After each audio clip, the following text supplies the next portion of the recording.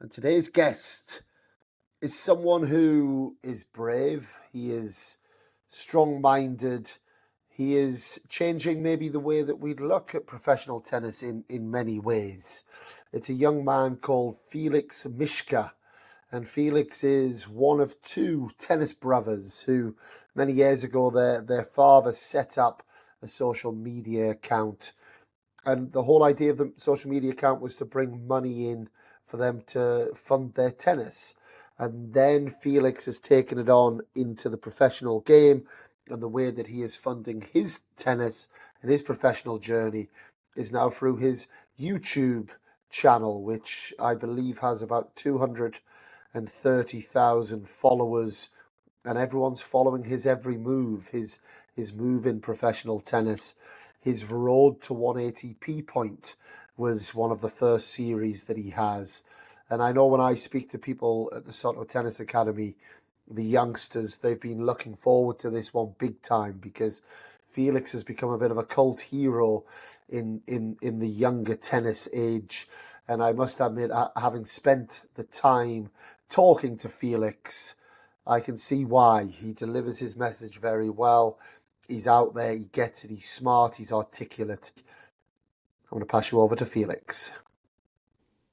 So Felix, a big welcome to Control the Controllables. How you doing? Good, thanks. Yeah, excited to kind of be on here. I've actually listened to quite a few podcasts in the past, some big names as you previously mentioned. So excited to be one of them. Excited to have a chat. Well, talking of big names, like when I've got an academy in Spain, and all of the players, and actually I've got a placement student who's working on the podcast as well. They're more excited about you than they were about Andy Murray, I think.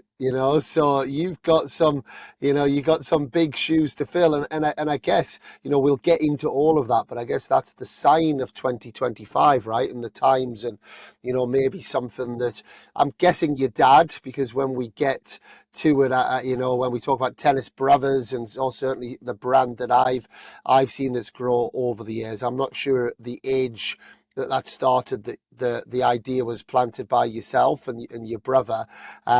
So a big well done to all of you guys for kind of foreseeing the future and where it's all going to go. But before we jump into that, I always ask people, and I think it's really important for us on the podcast to know, tennis. It gets in our blood. We love it. We live, we breathe it. It's not been easy to get me and you together because we're traveling the globe and doing this amazing tennis thing. Where did that all start for you, and how did that get into your veins at such a young age? Yes, I mean, so for me, it was a little bit of like a kind of a builder in the sense of my kind of love for tennis just grew and grew over time. So neither of my parents played tennis. I mean, my mother claims to have played in school, but nothing to any sort of high level. Let's just say, sorry, mum. Um, We all know that parent that played at school. That's Exactly. And yeah, so she just took me to Sandra Golding. So her son was Oliver Golding. So he was a very good junior player, and she had kind of these classes in her back garden when I was maybe, actually maybe 4 or 5 years old, I guess. And we just went to these classes once a week, and I made some friends there. I seemed to be reasonably good at it. And then it kind of became something where over time I began to play more and more. Joined my first academy at 7 at Chiswick Riverside. At 10 years old, I really kind of hit my stride a little bit, was, going all in, I guess you could say. I think I was number 2 on the national rankings in under 10s, under 11s, kind of that age.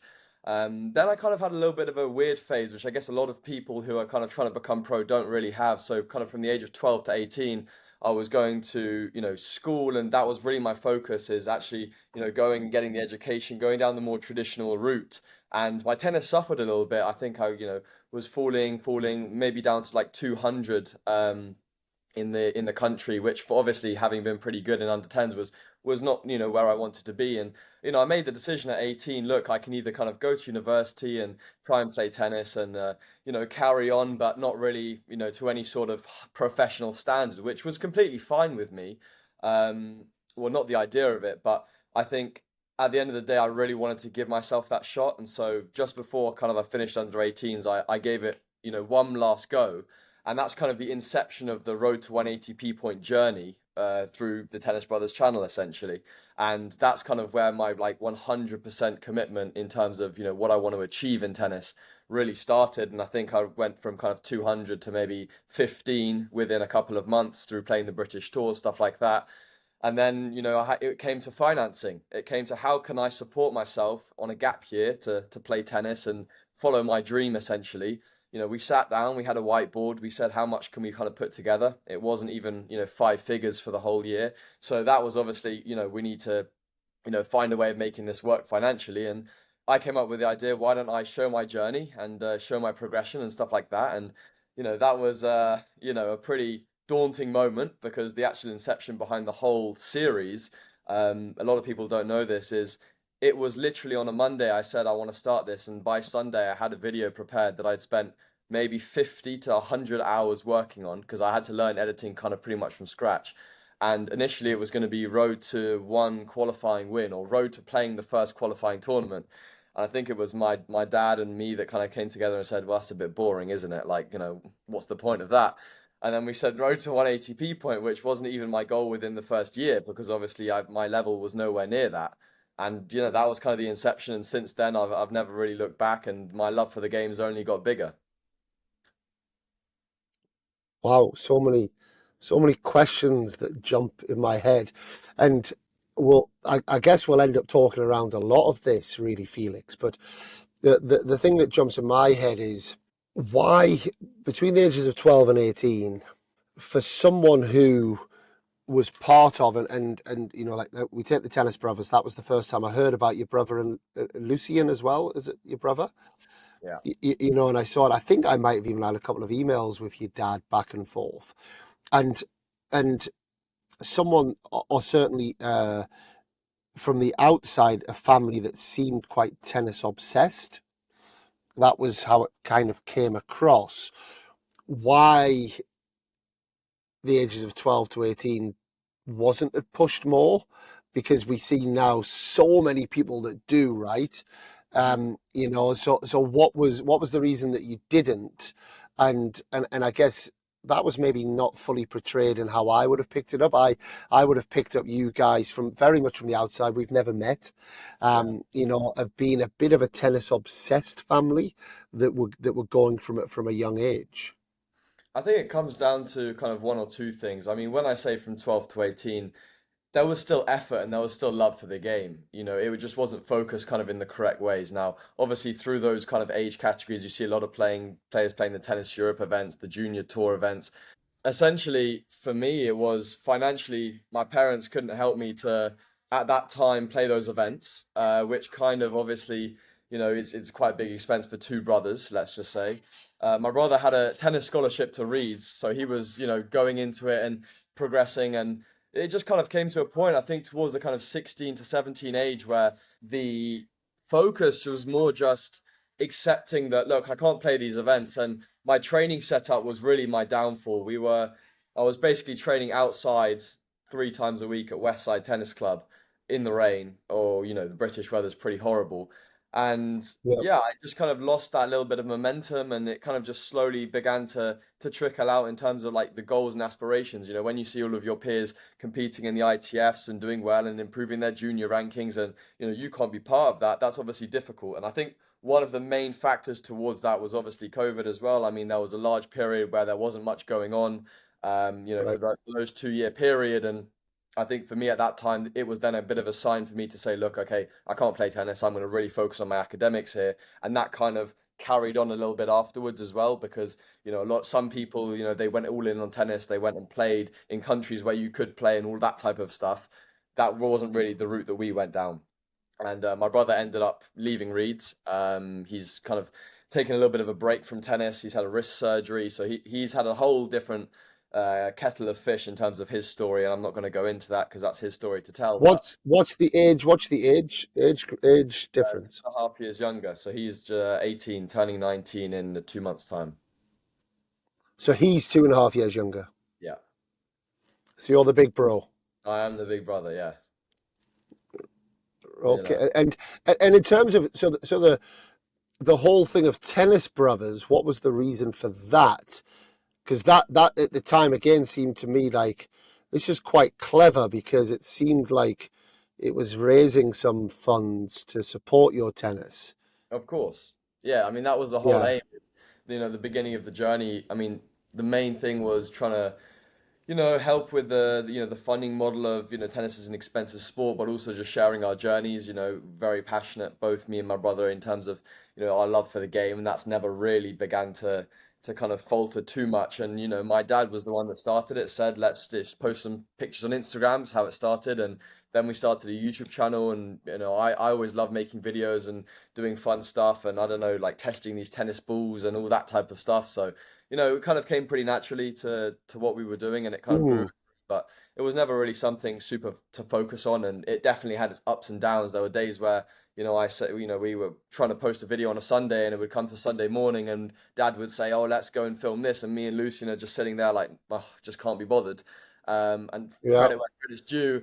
I don't envy my dad at all that he was in that situation, but he really, had that belief from the very beginning where he helped push us and knew that that was something that that's his vision. And obviously he never pushed us to the point where we if we said we didn't want to do it, of course he's not going to push us to that point, but he was always that one encouraging and really trying to make it work. Mm. And came to the age where 17, 18, I really looked at it and thought, actually this could be something. We sat together, like I said, Mm. we put together our heads and really yeah, made it happen.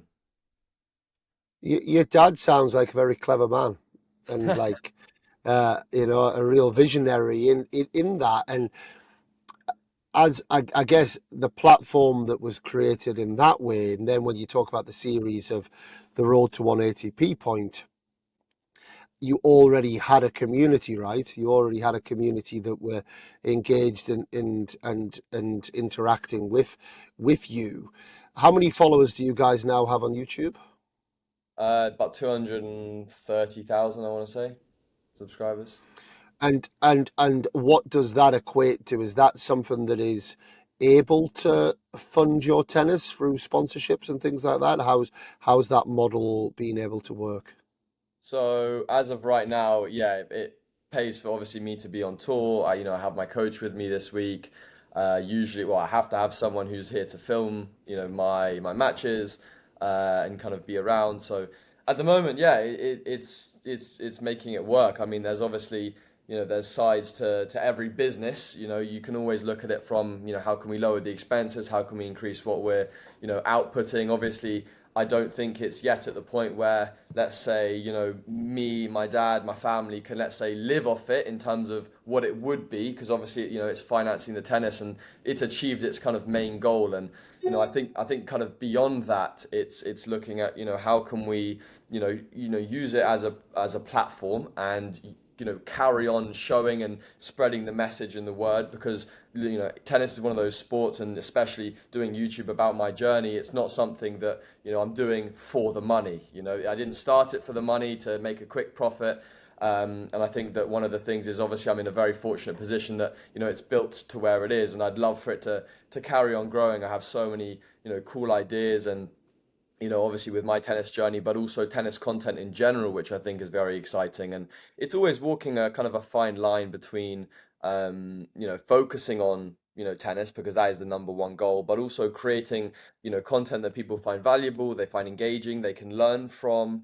And I'm never going to Mm. sit, sit here and say, I want to be an ex-coach, or I want to be the next Mr. Beast, or I want to be the next Andy Murray. I don't think it's either of those things. I think it's going to be how I think no one's really done this before, or no one is doing it necessarily to the same degree. So it's a new kind of field, and it's just about navigating that in the best way possible. What's best for my tennis journey, because that's kind of what this all originated in, and that's my my internally my main goal, my main driver, let's say. But I also think there are a few other kind of avenues around it, which I think are are very exciting opportunities, and also a lot of avenues, like you've said.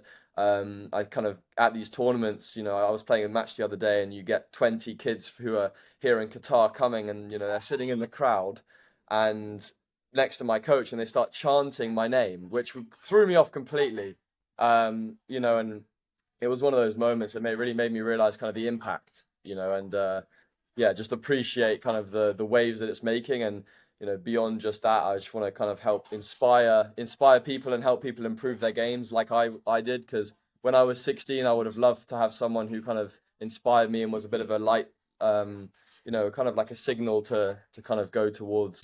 I was going to share a little story actually, and link this back into what you're doing, because again, I think it's really clever, and like we're going to get into this in a minute around success measures. Like I'm a big one for what success is. I have like a success equation I use, which is, if you're in the right environment and you have the right opportunities and you've got an unconditional effort and passion and desire towards things, you actually can't fail.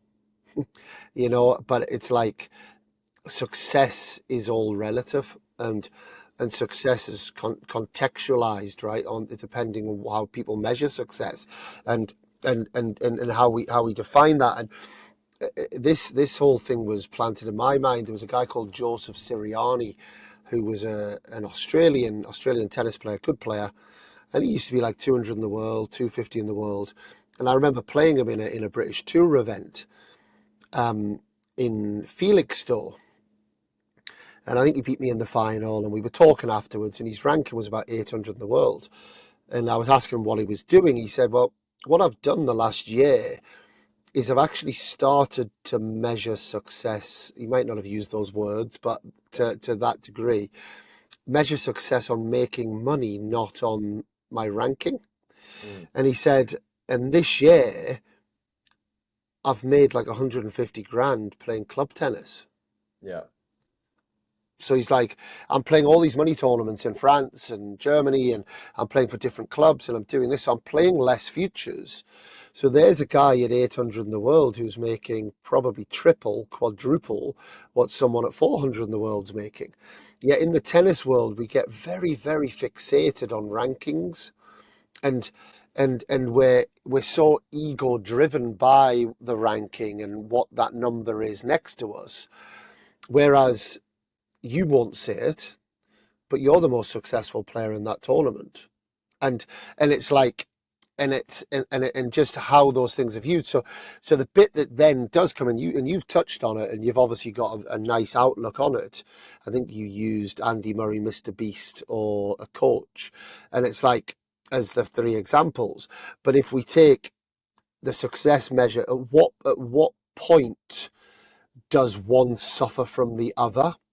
Potentially, and at what point, and I guess when we do talk about goals and ambitions, you're now in a position, obviously, that they complement each other, right? Because people want to see struggle, they want to see you succeed, they want to see the realities, unfortunately. And I know you've had your injuries, they want to see how you deal with injuries. They kind of, that the warts and all is where we are in life now, right? I mean, somehow people sit there watching like a Love Island or Big Brother and these things for hours and hours and hours, and I maybe have been guilty the odd time myself as well, because it's addictive. You kind of get addicted into it. So, like, how have you gone through that process, or where are you at with that in terms of how you balance the success and the success measures, and I guess don't get distracted by one or the other too much? Is that, I'm sure it's something you've thought about, but just give us a bit of insight into that. Yeah, I mean it's extremely difficult. That's the one thing I would say, and I think that's one of the main th reasons why a lot of I'd say especially tennis players, don't take the leap and start doing what they're doing. I mean, I've talked to a couple that have started channels and stuff, and everyone underestimates how difficult it is, not just to produce videos and to produce it with a good quality, but the balancing act between those kind of main things. And it's Mm, mainly, you've got the content creator side and you've got the tennis player side. And it's yep. thinking, where are my goals? Like you say, how do I define success? I said for myself this year, success for me is giving 100% effort on everything that I can control. It's looking at what can I control each day and can I consistently give 100% effort in each of those areas? Because There's a there's no podcast in there. There's a podcast in there somewhere about that, Felix. I tell you. Yeah, and I think that for me that kind of thing, I've written it down, and I think that it's so easy to look at ranking. You know, you get all of the YouTube, alleged gurus in the comment section saying, "Oh, you know, you haven't done this, or what's going on here, or you haven't improved your ranking," or without seeing the bigger picture, without seeing the context, without and I don't feel any sort of justification to these people. I know that my journey isn't going to be linear. I'm not an Alcaraz or a Jack Draper that is supposed to go straight up the rankings super, super quickly. I know that if I give effort, I can tell my game has improved immensely since last year. Do I know that my ranking is going to increase over time when I keep consistently giving the effort? Yes, I do. And that improvement in ranking, as we know in tennis, isn't every single week slowly gets better and better. It might be that after a couple of weeks of bad results, you have two or three good results, and suddenly the whole picture is different. And I think it's almost knocking on that door every single day. Now, the balance between the two is the interesting part because, if for me, it's about finding a way of being able to create the best content because I'm a person that when I want to put my mind to something, I give 100%, which makes it even more tricky because it's like, as soon as I go content, oh, these are great ideas, da da da da, it's like, wow, I want to do all of that. But then I think my dad also provides this kind of German voice because he's from Germany and he provides this reason to say, look, let's do what we can control. Let's do what's reasonable. Let's have one or two of the cooler, crazier ideas. For example, last year I bought the Apple Vision Pro and did a video of me like playing in it and analyzing it and all that type of stuff. But let's also, keep the bread and butter and make sure that that's not sacrificing any of the tennis. We go in a day, let's say, we get done what we need to get done on the court, and then in the afternoon or the evening, instead of going and watching Netflix or playing on the Xbox, which maybe someone else at the tournament would do, you're going to go and work. You're going to allow those times in the day to get the work done, which other people aren't going to do. So that's a little bit of how I structure it. It's not like I'm sacrificing one for the other. It's just making more time and accepting that it is a process and that it is a sacrifice. And I mean, you're saying there's 20 people chanting your name in Doha. You're probably, you're not a shrinking violet at these tournaments, right? You've got someone videoing matches, and there's a whole world of things that come into my head on that. But the first bit that I would jump into is the pressure that, because I guess if the road to, you've got one ATP point now, or you got a couple. I got one now. So you got one. So let's say you lose the point and you don't then Hmm. get another one for a bit of time. It's good players it's happened to. I remember Josh Goodall took like 5 years to get an ATP point, and then he got one, and then he got defaulted against Misha Zverev in the quarterfinals when he got his first ATP point, and then he lost it. He lost it, and then it took him another 2 years, and then he got to top 200 in the world. So like it's not easy to do. Do you feel outcome pressure because you are on a pedestal and you've got people that are looking up to that, and you'll have certain people that, like myself, who are massively supportive, want to see you do well, think it's amazing, like genuinely, I think it's incredible what you're doing. It's really cool to hear you talking about it. But you'll also have the crew that want to knock you down a bit, and look at him with his camera crew, and he's doing this and he's doing that, and there's probably a bit of hostility at times. How are you able to balance that, or what's the reality of it? How do people view you? Do you and does that give you an extra bit of pressure? Does that make it quite difficult? And then the final bit, I know I'm asking a lot, but it's the final bit on that is, how do your opponents feel that matches are being recorded, and do you have to ask them about it? There's kind of a lot in that, but in being British and knowing certainly what the British tennis culture was like when I was there, it's like you're setting yourself up to be mocked a little bit, the way that the British tennis culture certainly was. I don't know if it's like that anymore. Yeah, I mean, obviously a lot to unpack. My initial response to kind of, that would be I am confident enough within myself to not care. I genuinely Yeah, am confident within and genuinely proud of already what I've achieved in tennis. If someone said to me, when I was at 18 before I started my journey, when I had no money to make it happen, Felix, within 2 years, you're going to have an ATP point on the rankings. You're going to be top 800 in the world in doubles, and you're going to be in Doha competing in a 25K event. I would have snapped your hand off of that opportunity. I would have, like, I wouldn't have believed you. So I think to begin with, I Hmm. think anyone that says or, has a different opinion to me on, my journey, they're entitled to that opinion. There's no doubt about it. I'm all for freedom of speech. But for me personally, I'm proud of, what I've achieved so far within tennis, and I think it's only the beginning. And, I don't necessarily read too much into a lot of those comments, because I think in the same way, you can say those types of things. If I suddenly, which, I'm working hard, obviously, day to day to achieve, begin to rise the rankings, those opinions will turn a lot to, oh my God, it's so smart, it's amazing, da da da. Or more of those people's opinions will kind of begin to change. And in terms of people at the But do you tournament, get those? Do you get those? Do you get at the tournament? Do you get? It's one thing to be a keyboard warrior, yeah, but do you get anything actually in person at the no, tournament? no. When I'm at tournaments, the vibe I get from people and players is curiosity. A lot is the main one. It's, a lot Yeah, of people asking, good. can you survive? Can you, afford to, pay for your tennis? Is it a viable option?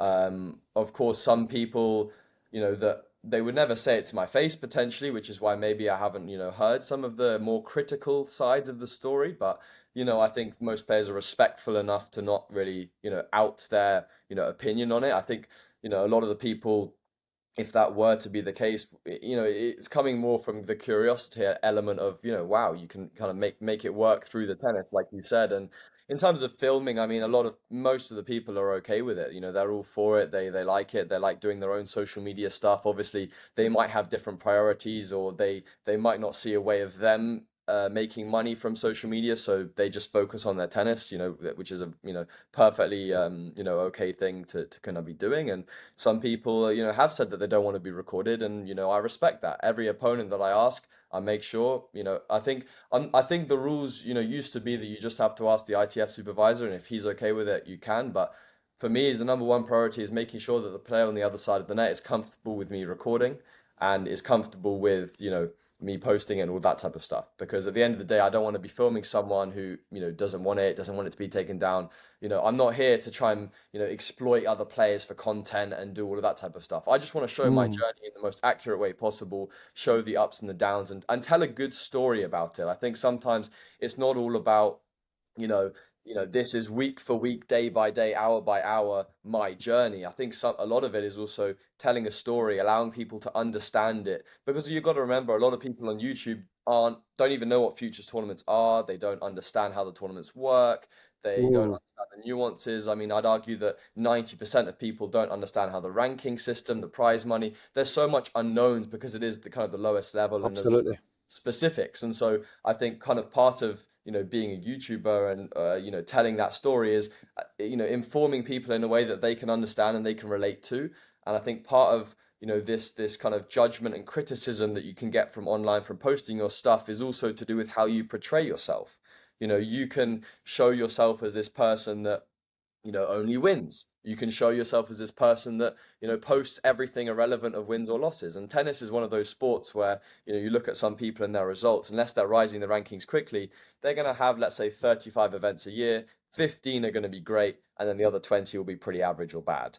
And, if you post each week, week by week, it might look like, well, okay, most of the time he's actually bad. He's not a good player. Like, what's going on? He's losing. But if you package it in the correct way and you say, okay, look, guys, this tournament, instead of showing video by video or week by week, these 3 weeks, guys, I started off terribly. I had 2 really bad weeks. I wasn't super proud of it. But the last week, I really worked over those 2 weeks. I grinded. I worked on these specific things with my coach. I made these adjustments. And this final week, I had a very good result. It kind of encapsulate that process of improvement, which Mm. is all about. And you post videos which are a little bit more like that. It kind of shows to the average person the improvement, the process, the journey, more than just this week I played this tournament and I lost my match. Thanks for watching. It's like, what value do they gain there? And I think that that's something going Yep. forward in 2025, telling more meaningful stories around my journey, which isn't trying to escape from showing losses. I'm all for showing losses. My first year on tour, I lost 13 first round qualifying matches in a row, and then had an elbow surgery, and I posted everything, like, no matter what. So I'm never going to be the guy that's like, oh, I had a bad week, let's not post it because it was bad. It's maybe, do we tie it in with a couple of other things to actually show, okay, this might have been a bad week or a bad moment, but I'm going to bounce back from it and show my response, which actually, in my opinion, is more important. The same way in a tennis match, your bounce back response from losing a game or bad service game, you can either feel sorry for yourself and lose the set 6-1, or you can bounce back and break back straight away and send a statement. And for me, that's the most important thing. And obviously the consistency over time is also very important. What's your most viewed video? I think, well, my most viewed video ever is a shoe review me and Lucian did back 10 years ago, which was actually very interesting. Well, maybe not 10 years ago, but about 8 years ago, we did an Adidas versus Nike shoe review. And I think it Oh hit the wow. at the same time as all of the football hype was going on with Ronaldo and Messi, and it just took off basically. I think it has something like, I don't know, 800,000 views or 900,000 views or something like that. I'm just checking now. It has 838,000 views 7 years ago. Which, and I've never been able to beat that video. So that's one of my number one goals, is trying to get a video with more views than I did 7 years ago for 5 minutes on Wow. shoes. Yeah. Since then, my most viewed video was me challenging or playing against Alexei Popyrin in a full match, which a lot of people found Okay. insightful. And a lot of that content is actually kind of evergreen in a way, because every time Alexei does well or Hmm. he beat Novak at the US Open, the video views kind of go up again. It starts getting recommended. So a lot of the videos I've done with pros, tend to over time become the most viewed videos, because Yeah. then it gets searched and stuff like that. But yeah, there've been a couple good ones in there. And what was your score against Alexi? I think it was 6-3, 6-2. It was a single break in the one set and a double in the other. I think it was 6-2, 6-3, something like that. Which at the time, Yes. for an indoor hardcore, he was around 110 in the world at the time. So I was pretty happy with the result. I was with my coach at the time, Ashley Neves, tennis mentor on social media Yes. and stuff. So Yeah. he was we were both pretty we were both pretty happy with the match and happy with the session. And obviously I'm glad there was someone recording it, because those moments sometimes you don't have someone filming, and it's like, oh damn, I wish I'd had someone. So it's lucky in a way. Because I believe you've filmed hits with Dominic Thiem, Holger Rune, Daniel Medvedev, Lorenzo Musetti, Stefano Tsitsipas, Hamad Medjanovic. These are all big names. What's the process of getting that set up, and then how valuable is that when we're talking about now Felix the tennis player? It's a good question. I think obviously for me, I learned so many things from playing with these guys. Not necessarily the things you might expect from what I've taken away. I haven't gone away and said, "Oh, this tactical thing they've done amazingly," or this ground stroke I can emulate. That's not really what most of it from what I took was a belief in myself, that when I play well on a good day, my level isn't as far away as I think. And that belief that I took Hmm. from myself, especially when I played Musetti, we did a practice session. And again, it is just a practice, and there's no money on the line or stuff. So obviously, I'm not expecting 100% focus and effort from him, but he was there to compete, and we were there to practice and play. And we played some points, and we played these UTS style quarters, which is essentially like a timed kind of 8 minute, I think, quarter, and it's how many points you can get within that time frame. And Yeah. I think it ended up being I won one and he won two. So reasonably much closer than I was expecting, let's just say. I did play probably some of, the best tennis I've played. And, it just gave me real confidence in myself that, look, at the end of the day, when I can really hit the ball and I'm clear with my intentions and I really stick to my guns, I have that ability and that level. It's not like, we have to, work on the upside. For me as a player, my biggest thing is working on a couple of things in my game that are potentially technically holding me back a little bit, and potentially on a bad day, taking me out of the tournament. So it's one of the big things I'm working with my coaches. How can I win matches at a 6 out of 10 or a 5 out of 10? Because if you can begin to find ways of these are the patterns I do well. On any given day, I can do this pattern well. Or these are the things where, if I am having a day where I'm struggling to, go for my forehand, let's, do these things. And winning on a 6 out of 10, especially when you're playing a lot of qualies of futures, the levels like this, it's very close. It's day to day. It's figuring out, how can I consistently hold that level throughout matches? And, then when I have good days, I'm not worried. And are you talking on the videos about what you're working on? Are you giving the insight into this is because actually what the question in my head is, what are you working on? What is holding you back? I don't know if that's something you're comfortable talking about or if that's something that you talk about on your videos.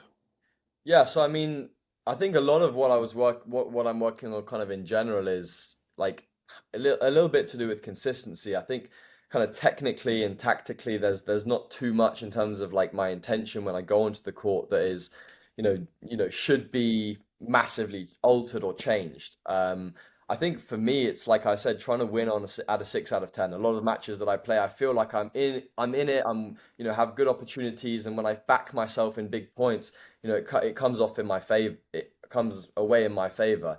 I just think it's about, within the matches sometimes navigating the waters of the match and understanding when to push, when to be a little bit more conservative, and when I'm not having an amazing day, how can I stick to my guns and know, okay, these are the things I do well. I'm just going to really just be very good at this and keep it simple. I think, there are obviously a few things which in general, I am working on, and I tend not to try and speak too much about them on social media because it is literally just a platform to tell everyone, and including my opponents, where to go and how to play against me. So I'm obviously very cautious of that. Absolutely, yeah.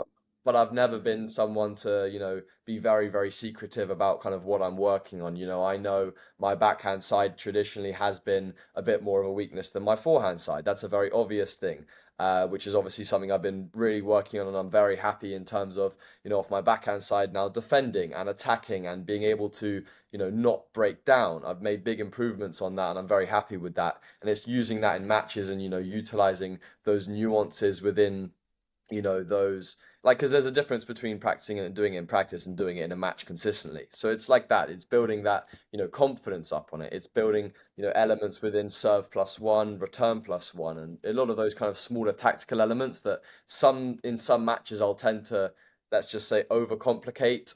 And when I'm having a good day, like I said, against Mazzetti, and it works, it's great. But then maybe more times than not, if I'm not having an amazing day, it might not work in my favor. So it's kind of playing the percentages, I guess you could say. And in terms of you've obviously had a lot of exposure to a high level of tennis as well. I know we were talking about you coming on the podcast and you were flying off to Jeddah for the next gen. You've been around a lot of these players. I mean, we're seeing here in Australian Open, Thiem, Fonseca, these guys that at the next gen that are already they're not next gen anymore. They're already putting their stamp. From what you see and what you're around, and I'm going to use it, it's a bit of a funny word, making it, because especially in 2025, as we're talking about, that's a success measure, right? But if we talk about it in the traditional sense of making it, being a player that is playing main draw Grand Slams, why do some people make it and others don't, in your opinion? It's a good question. I think it's a balance of multiple things. There's never going to be one distinct answer because if that was the case, then everyone would be very good at that one thing.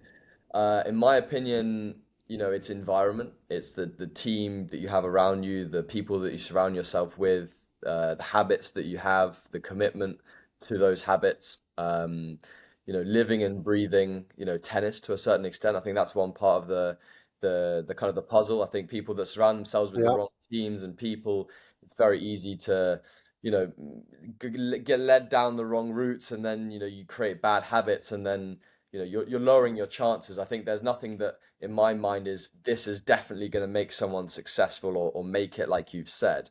I think that is in my opinion, the biggest factor leading to giving yourself the best opportunity to put yourself in that position. I think what all of those players also do have is, weapons. It's knowing very clearly what their game identity is, from their perspective, how I play. Fonseca, for example, I mean, he absolutely crushes the ball. He's going to go out there, and the thing that impressed me when he played against Rublev was even in the tight moments, he stuck to that game identity. He went for his forehand, he went for his backhand, and that's, he got rewarded in the tight moments. And I think players that are able to back themselves in the tight moments and stick to their game identity that they know works and have the confidence in themselves as players, I think have a much higher chance of rising very, very quickly up the rankings because at the end of the day, another example, Vukic against Draper recently. Draper wins in the fifth set, 7-6. Vukic was a lot more passive in the fifth set tiebreak. Jack really just went for it, and he ended up getting rewarded because I think Jack played much closer to how he identified as a player and where his strengths and weaknesses were. And I think that in tennis, you really have to just back yourself. Some people that are cynical will say it's money. hmm I What do think you think that's about one that? element. I think also a very good element. I came from the perspective of, things that are more controllable, I guess you could say. Money's an interesting topic because some people would argue that it, isn't controllable from the perspective of, you are in the situation you are. There are ways that you can increase and decrease Hmm. money, let's say. Um, but obviously, it's a difficult one because obviously, you can say and make, it sounds very easy to say, oh, he has money, he makes it. It's not, I don't think it's that black and white. I think money definitely helps you find the team and the people that are, to surround yourself with, that have perhaps better qualifications or experience, or, you can go to the nicer tournaments, all of those types of things. So I think they can expedite the process. But I think at heart, like I said, in terms of, game identity, character traits, work ethic, belief, who you surround yourself with, those are all choices. And I think that money can help make those choices even better choices, but it can also make bad choices even worse. And to a certain degree, to become a tennis player, you have to have a certain amount of financial backing. And I talked to a lot of players at these futures tournaments that money is a big issue, allowing a lot of people have to stop or, like you said, become play club matches or even coach on the side, which obviously impedes their chances of rising up the rankings. I think when we're talking about generational talents, guys that are going to become top 10, top 20, I think it becomes less about there needs to be a certain amount of backing, but I think after a certain point, it doesn't make huge difference. However, I would say, yeah, it's one of the most important factors, allowing you to have security and an actual environment for improvement, let's just say. Do you think there's any non-negotiables? So, obviously, people listening, there's a lot of tennis parents, a lot of tennis players, a lot of tennis coaches that'll be listening right now. Do you think there's certain non-negotiables out there that we just can't get away from In terms of what? in terms of making it, in terms of becoming a tennis player? You know that you just must-haves. hmm You must have this. Yeah, I mean, acceptance of good and bad times, injuries, it's all part of the process. And if you can weather the storm of those things and give, effort and unconditionally, believe in yourself, that's the number one thing, in my opinion, which, everyone can control, but is the biggest indicator of, having the largest chance to be successful. I think that's in every area of life is, a self-belief and a drive and an acceptance that stuff might go wrong. At the beginning of my journey, I'll take it from personal Hmm. experience. I had a very, very bad start to the journey. I started pretty strong. I qualified in my first ever 25K. I lost in 3 sets for my first ATP point in my first ever futures tournament. And then from there, it went downhill. I lost 13 first round qualifying matches in a row. I then had an elbow surgery, which put me out for about 6 months. And that was a very dark time for me. If I'm honest, it was something I don't speak about too much, but a lot of moments where I've gone and cried after losing the matches, feeling of not being good enough, not being it's not worth it. It's why am I doing this? Why am I subjecting myself to putting myself out there on social media and I keep losing and losing, and this is like awful and horrible. And that's what I signed myself up for. And one of the proudest things that I take away from the journey beyond actually my improvements and stuff like that is that I was able to not give up, not bowing into that Yeah, very easy to say, "Oh, screw this. I'm not gonna carry this on. This is not And worth it." how did you get Felix? Because that resonates with me, and I think it resonates with a lot of tennis players, right? That kind of helplessness. Yeah. I'm like, what is it? The doubts, the demons, it takes us. We've all been there. Anyone that's played tennis to a reasonable level, we've all been in those dark places, and some people more than others. But how do you get out? How were you able to get out of that dark hole and be able to start turning things around? I think this sounds a bit silly, but number one, like a delusional dream, a kind of overarching sense that, you know, this can't be how it Mm, ends. For me, this cannot be how it ends. I believe I have so much more to give. Um, yeah.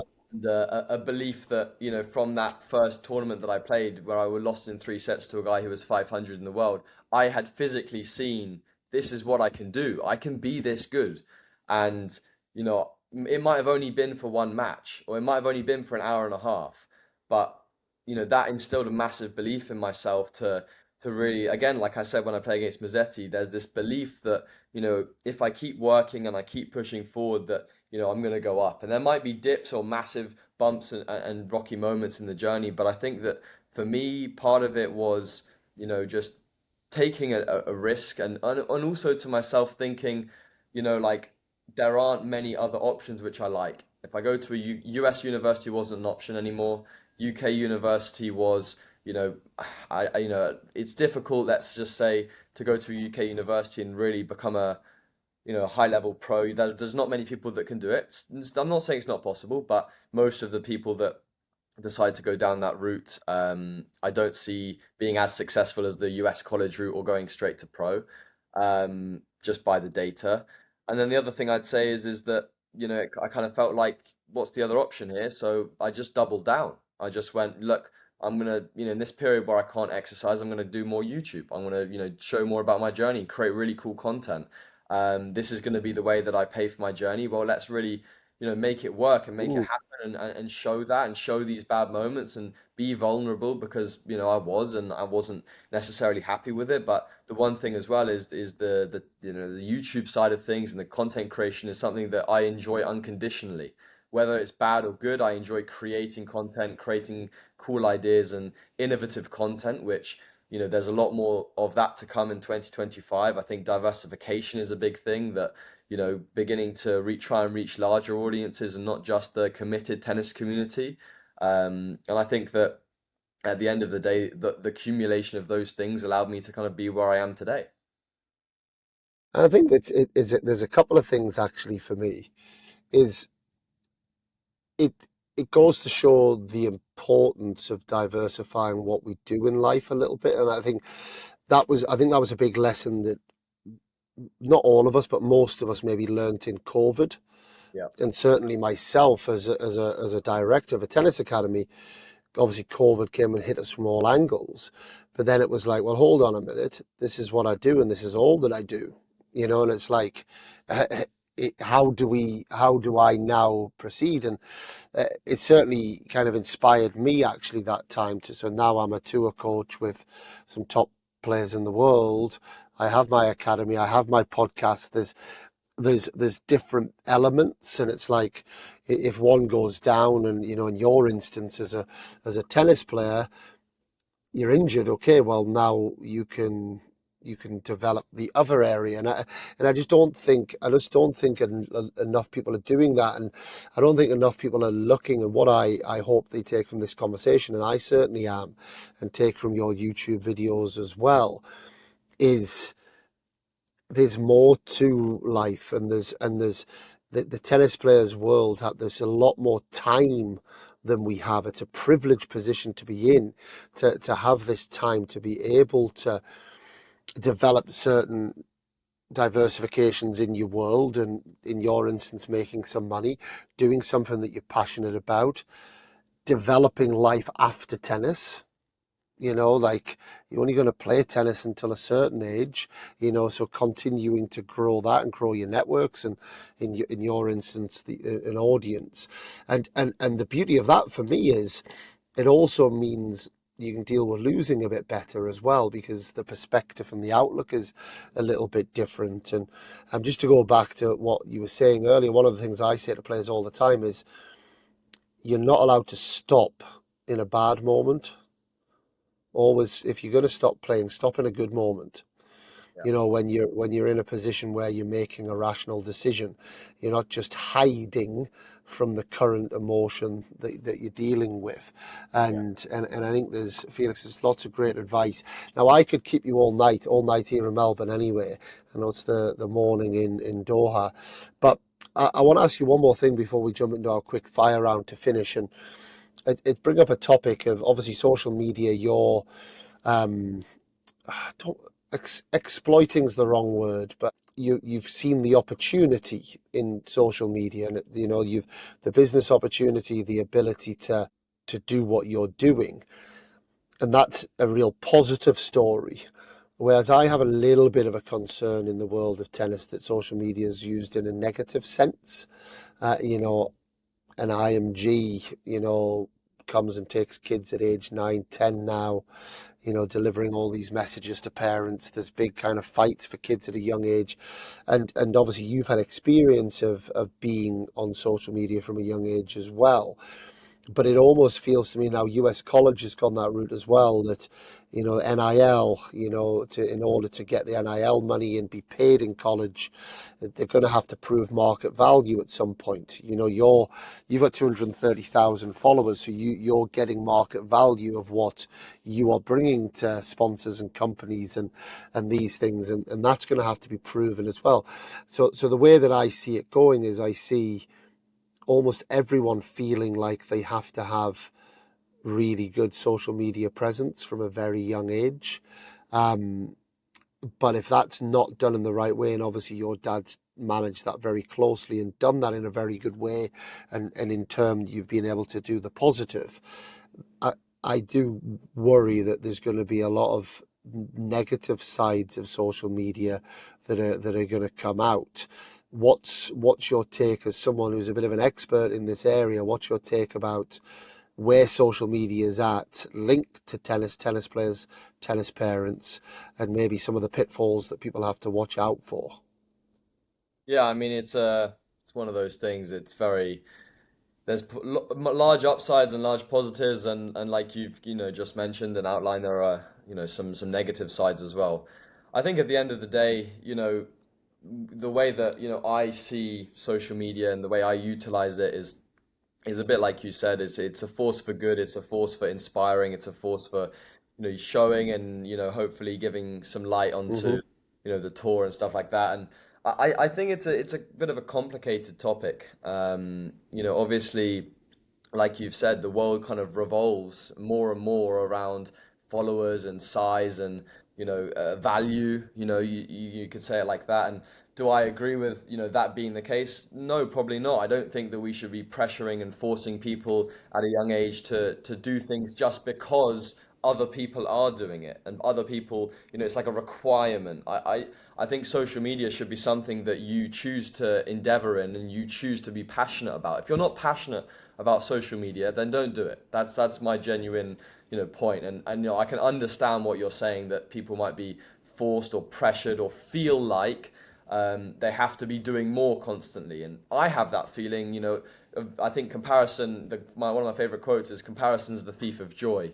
Of course, within the tennis world, it's easy. You can look at other YouTubers and people, and especially with the audience that we have, and say, look, we're doing a very good job. And then you look into other fields like fitness and lifestyle, and suddenly what you're doing is not very impressive at all. You're not posting as much content. You're not doing as much, and you've got these are conversations that I have had brand managers and stuff saying, look, you need to get your views up. You need to do this. You need to get to this point and this level to be earning this money and get this sponsorships. And like you've said, it's something that is it's a bit of a cycle. You can always feel like you're never good enough. You're never enough. Hmm. And for me, that comes down to number one, understanding what your goals are, understanding, what you value as a person and what makes you happy, and where you find happiness. Is it in If it's in creating content, then find a way of allowing yourself to continue to create content, but don't worry about if you're not maximizing it, you know? If it's not creating content and doing what you enjoy, okay, you know, if you can't get to where you want to go without potentially starting certain things, then that might be something to think about, obviously at a certain age.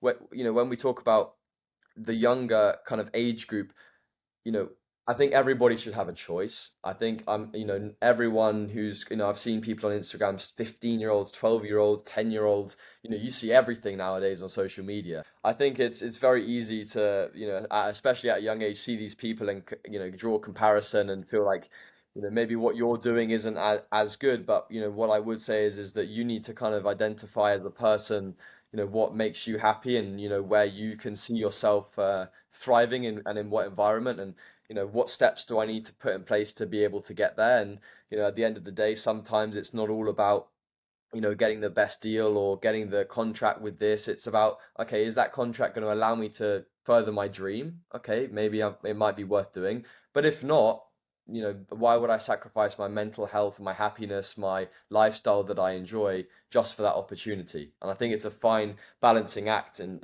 like we touched on previously, for me at the moment, you know, you've got my tennis journey and you've got the social media side. And from each perspective, you know, there are people that say you should do more, you should do more of this and that, and especially on the content creation side, a lot of people saying you should do more content, you need to do bigger, better, spend more money, all of these types of things. Um, but I've been pretty clear with that so far, just to say, look, for me, this is where I derive my happiness, and this is where I'm comfortable, and I've just kept it pretty simple. That is one of the best answers I've ever had on the podcast. I think it's a brilliant answer. I really do. I think you've honestly completely brilliant answer. You know, and if it doesn't work for social media and YouTube, then there's a politician in there as well, because that was you spoke incredibly well and grabbed a hold of certainly my attention very well. Now, my last question before I go into the quick fire round. What does the future hold for you? You know, you've got, you know, you've certainly you've given yourself a platform. It seems one as a tennis player and to have a tennis playing career. Two, as someone who you know is influencing people for the greater good and inspiring people, which is amazing. But what does the future hold for yourself? I think in 2025 and kind of going forwards in general, I'd really like to start, you know, creating some content which kind of broadens the audience. I think in general, tennis as a sport needs more viewers. It needs more interesting personalities. It needs more um, average people going to tennis events, because I think that's really what drives the sport in terms of viewers and growth. And I think to a certain degree with YouTube and with the platform, I have a significant amount of really cool ideas based on, and, you know, in tennis, which I think can be really innovative and help to not just on my channel, but also kind of lift up the, let's just call it YouTube tennis community, which in turn I believe will increase tennis in general. I think on my personal tennis side, nothing's going to change in terms of commitment. I'm 100% focused on you know, improving day by day, improving my results. Again, like I said, I'm not super results focused in terms of ranking, or, you know, obviously financially I've been able to make it kind of viable, so there's no real pressure on results from that perspective. I'd like to achieve a ranking of top 1,000 by the end of the year, not because of the ranking, but because, you know, I can get into the main draw of these events more consistently, which is something is definitely a positive. I'd like to potentially play a couple of challenges for doubles. You know, just experience what those tournaments are like, showcase that to people, and to show the differences between futures and challenger level, and keep enjoying myself. I think it has to be, that's the number one thing, is to enjoy whatever I'm doing, whether it's going and creating content. You know, I've got a cool trip coming up in Indian Wells where, you know, I'm going to be filming with quite a few of the pro players and creating some really cool content, and, you know, learning from those experiences, enjoying the every step of the journey, inspiring and creating really cool tennis content, which the tennis community, you know, would like to enjoy and watch. And yeah, you know, seeing where the journey takes me. It's taken me this far, and I think there's still a long way to go. And, you know, I think anyone that, you know, enjoys, you know, what they do should just keep doing it. Fantastic. We could have done this in person in Indian Wells. Yeah, no, I'm gonna be there. I'm going to IMG Academy for a training week, and then I'm gonna be in Indian Wells for 2 weeks, and then I'm playing a tournament out in California in Bakersfield. So yeah, it's gonna be a Amazing. nice little block out there. I was there last year, so it's an amazing place. Brilliant. And look, Felix, I want to just say thank you for before we do the quick fire round because thanks for coming on to Control the Controllables. You're a delightful young man. You've got your head switched on. You really have. I absolutely wish you the very best of luck in both your roles. And I've been saying for years and years and years that tennis players have time. It's a great opportunity for tennis players to do multiple things, whether that's learning languages, whether that's doing, something else productive, and to see and hear how you're using your time in a productive manner, I just think is absolutely brilliant. So a big well done and good luck to you. Keep up the great work. I appreciate it. Thank you for having me on. Yeah, I'd love to also come to your academy someday and practice a little bit and showcase that as well, because I think yeah, I have some cool content ideas around that as well. We'd love to have you there, Felix. We'd absolutely love to have you there. Are you ready though for the quick fire round? I am. So what does control the controllables mean to you? Control the controllables means focusing on things which, you're able to change and that are in your control, and consistently putting in effort to the best of your ability to, um, well, I think effort, yeah, put in effort into those things and try and influence those in the best way possible. Net codes or not? Not Medical timeouts or not? medical timeouts. Who's the nicest person you've filmed with? Stefanos Tsitsipas. And who's been the most surprising person that you've got to film with? Tanasi Kokkinakis. Oh, what's your favourite snack? Dates. Super underrated. Frozen or not? What does that question even mean? Frozen. Well, a little bit. Look, I'm gonna tell you. I'll tell you what I mean by it. You get a date. You cut it in half. You put some peanut butter on both Oh, sides. okay. You you put it in the freezer. Then Top. Frozen. Frozen, yeah, 100%. There we go. There's the little tips for the listener as well. They didn't know that one was coming. I haven't even done that personally. I'd love to try that now. Who is your role model from a tennis playing perspective and your role model from a content creating perspective? From a tennis player perspective, it's got to be Andy Murray. Um, Yeah. from a content creator perspective, oh, Casey Neistat. And this question has come, and this has come from a young gun in my team because it's people are obsessed with famous people being on their phones. I hear the question all the time. So who's the most famous person on your phone that's not a tennis player? Oh, not a tennis player. I really can't say that I know that many famous people outside of tennis. I mean, okay, but by on my phone, does having messaged them on like Instagram count? Did they message you back? Yes. Okay, let's go for it. Steve Nash. Nice. He's into his tennis, isn't he? He is, yeah. So we were gonna film some content back in LA, but he moved house at the time. So I think that's one of the ones I'm one of the content collabs I want to have this year. Nice. Roger or Rafa? Rafa, Serena or Venus?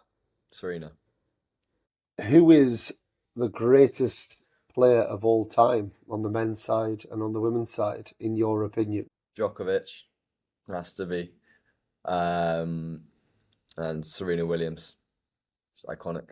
What what's one rule change you would have in tennis? It's a bit of a cop out by saying the no let because I kind of said that earlier, but I'll do a different one. I'll say I think there should be a little bit less time between the points. And who should our next guest be on Control the Controllables? Now, before you answer that, whoever you answer, it becomes your responsibility to pass the baton on to this person. So answer carefully. I'm going to say Sean Hodkin. So he's a tennis player out of the UK. He's Yeah, also I just know started Sean. a YouTube channel, which has been doing Has very he? well. I've been helping him. Well, I've given him some advice. Haven't been helping him, but he's been doing a really good job of showcasing his journey from a different perspective and creating content. And yeah, I think he'll have a totally different perspective on the whole kind of social Mm, media in tennis as a slightly older player who was obviously, much higher ranked than I am right now. And, now through financial kind of struggle is really trying to make a comeback, and I think that's yeah, very inspiring. And I've taken quite a lot of inspiration from what he's been doing as well personally. So yeah, I think he'd be a really interesting person to kind of have on the podcast and talk to. I like it. He's funny as well. He is. He's very got a good sense of humor. He does. He does. I like Sean Hart. Felix, you've been an absolute star. Thank you so much for coming on. All the best in Doha and all the best for 2025. Thank you very much. Appreciate it. Thanks. And like I said to Felix, I wasn't quite sure what to think about him as a guest before he came on. It is a very modern day story, and you can understand why some people might be skeptical at what he's doing. But so many amazing takeaways for me, and one, what a delightful young man. Someone who's clearly very intelligent, clearly has his head switched on. I love the fact that he's using the time. How many people in the tennis world don't use the time? They go back to the hotel, they mess around, they don't do a whole lot. I guess a little bit like what I'm doing now. I'm using my time. I'm here at the Australian Open in Melbourne, but the day's finished in the Australian Open and it's come back. And how do we use that time the most effectively for doing plans for players, doing the podcast, whatever it might be, but things that are going to help us and help develop our life in many different ways. And that's very, very clearly what Felix is doing. And I love this whole concept of success measures, not just being about a ranking. It's about the platform. It's about what I talk about all the time, the vehicle of tennis. How people use that vehicle to be able to excel in many different areas and ultimately have a healthy, successful in terms of a career, which is going to keep keep the funding. It's going to develop into another business idea, whether he becomes a top 10 player in the world or whether he does this for the next few years. He is going to be in a position when the playing of tennis stops. He's going to be able to move into many different worlds. And I think very, very smart. Lots more people should be doing it rather than complaining that they can't afford to play tennis. If there's a will, there's a way. And hat off to Felix for all that he's doing. Wishing him the very best of luck in 2025 and the rest of his tennis playing career, but also his content collection, business sense, and the career that he's going to have on that side as well. I think it's absolutely brilliant. As I said, I am in Melbourne. I've been bringing some Control the Controllable lives to you. If you haven't seen them, go to our YouTube channel. You'll be able to see some of those. And I think it's quite nice way to get a little bit of an insight into what is going on. There's been some really cool little videos actually that my team have brought together as well to give you a bit of an insight into what is happening. We have had also our first viral video on TikTok and also on Instagram. So if you're not following us on Instagram or TikTok, get on there. Control the Controllables. I believe it's at ctc.podcast. And I believe the latest video, which was a certain Sir Andy Murray from episode 200, talking about Novak Djokovic, whether he was the GOAT. And now he's his coach. And he didn't put his hands up and say that he was. He answers the question very nuanced and intelligently as well. But that is now not far off 1 million views across various social media. My son texted me today and said, Dad, you've gone viral on TikTok and Instagram. Never mind coaching Grand Slam champions. He didn't care about that, but I've gone viral on TikTok and Instagram. And when I say I haven't. I was just the one that asked the question. So check us out on all of those things. As ever, ratings, reviews. We don't get as many reviews as we used to. I don't know if that's a thing of the past, but come on, get on your Apple podcast app and give Control the Controllables a review. Hope you're well wherever you are in the world. Lots more coming to you in the next few weeks. I'm going back to prepare the girls, Gabby Dabrowski and Erin Routler, for their semi-final here in Melbourne, which I'm very excited about tomorrow. Big opportunity for all the players left in the tournament to be playing at the business end of the first Grand Slam of the year, and I feel very privileged to be a small part of that as well. So I will be back, but until next time, I'm Dan Kiernan, and we are Control the Controllables.